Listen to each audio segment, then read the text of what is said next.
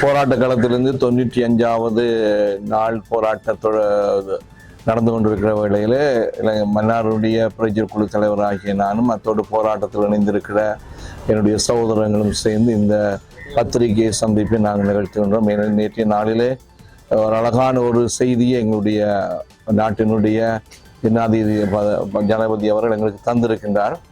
அவருக்கு நன்றி சொல்கின்றோம். அவருக்கு எங்களுடைய பாராட்டுகளும் தெரிவித்துக் கொள்கிறோம்.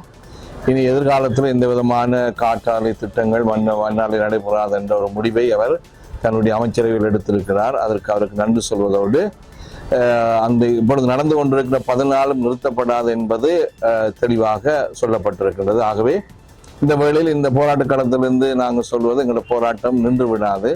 14 அகற்றி அத்தோடு ஏற்கனவே அமைக்கப்பட்ட காற்றலைகளினாலே ஏற்பட்ட அனைத்து பாதிப்புகளை நிவர்த்தி செய்து அதுக்கான உத்தரவாதம் தருவதன் மூலமாகவும் எந்த விதமான கனியமண் அகழ்வுக்கு அனுமதி அளிக்கப்பட மாட்டாது என்ற உத்தரவாதங்களை தருகின்ற பொழுதுதான் இந்த போராட்டம் மன்னாரிலே மக்களால் நிறுத்தப்படும் என்பதை நான் தெரிவித்துக் கொள்கிறேன்.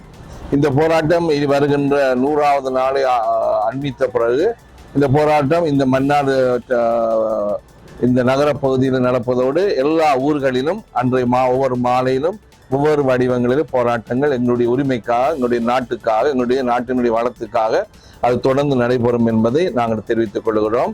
எங்களுடைய இந்த போராட்டத்திலிருந்து நாங்கள் கொடுத்த குரலுக்கு செவிமடுத்ததற்காக ஜனாதிபதிக்கு நன்றி சொல்கின்ற வேளையிலே நாங்கள் வைக்கின்ற 3 கோரிக்கைகளையும் அவர் விரைவில் ஏற்றுக்கொள்வார் என்ற நம்பிக்கையோடு இந்த இடத்தில் நாங்கள் காத்து கொண்டிருக்கிறோம்.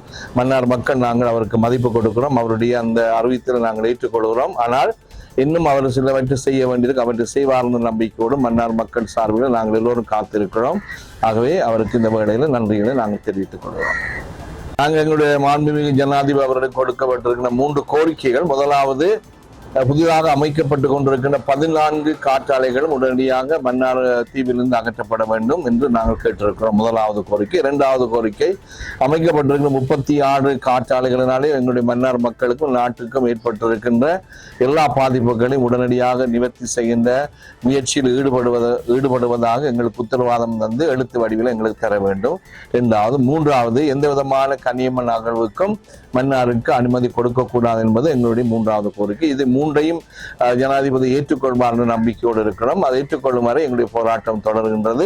100வது நாளில் இருந்து எங்களுடைய போராட்டம் மிகவும் ஒரு வீரியம் அடைந்த நிலையிலே அது முன்னெடுக்கப்பட இருக்கின்றது. இந்த 100வது நாள் இங்கே ஒரு மக்களுடைய பெரும் ஆர்ப்பாட்ட ஒரு பேரணி நடைபெறும் என்பதையும், அதே நேரத்தில் அன்று மாலை எல்லா ஊர்களிலும் தீப்பந்த போராட்டம் எல்லா ஊர்களிலும் பிரதான இடங்களிலே நடைபெறும் என்பதை அறிவித்துக் கொள்வதோடு இனி எல்லா ஊர்களிலும் இந்த போராட்டம் சிறு அளவிலே பெரு அளவிலே அந்தந்த ஊருக்கு ஏற்ற அளவிலே முன்னெடுக்கப்படவில்லை. அதற்கான எல்லா திட்டங்களையும் எங்களுடைய இந்த போராட்ட களத்தில் நிற்கின்ற சகோதரங்கள் சகோதரிகளாலே மேற்கொள்ளப்படும். ஆகவே எந்த விதமான சட்டங்களை மீறியவர்களாக எந்த ஒரு அரசாங்கத்துக்கு எதிராகவோ இந்த கட்சிக்கு எதிராக இந்த போராட்டம் அமையாது என்பதை இந்த இடத்தில் சொல்லிக் கொள்வதோடு நாங்கள் காற்றாலை மின் உற்பத்தியும் ஏனைய அபிவிருத்திகளை நாங்கள் வரவேற்கிறோம். ஆனால் எதுவும் எங்களுடைய மக்களுடைய மனித உரிமைகளை பறிக்காமலும் எங்களுடைய வளங்களை அளிக்காமலும் எங்களுடைய வாழ்விடங்களை பறிக்காமல் இருக்கின்ற பொழுது அது எங்களால் ஏற்றுக்கொள்ளப்படும் என்பதை மிகவும் தெளிவாக நாங்கள் சொல்லிக் கொள்கிறோம். நாங்கள் காற்றாலைக்கு எதிரானவர்கள் அல்ல என்பதை மேலதிக செய்திகளுக்காக எமது யூடியூப் தளத்தை சப்ஸ்கிரைப் செய்யுங்கள்.